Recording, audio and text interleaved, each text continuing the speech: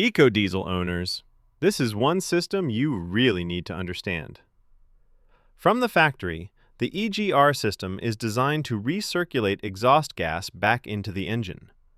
That exhaust gas carries heat, soot, and carbon particles, all of which are reintroduced into the intake system. Over time, that buildup restricts airflow, raises operating temperatures, and increases unnecessary stress on components like the intake, turbocharger, and EGR coolers themselves.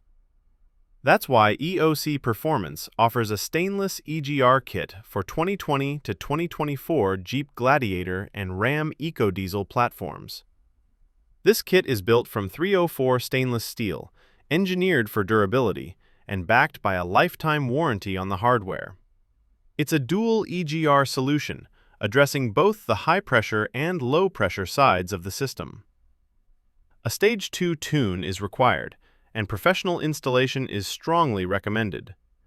If you're building your Ecodiesel for cleaner airflow, better efficiency, improved drivability, and long-term reliability, this is a critical upgrade. Available now at eocperformance.com. Build it right.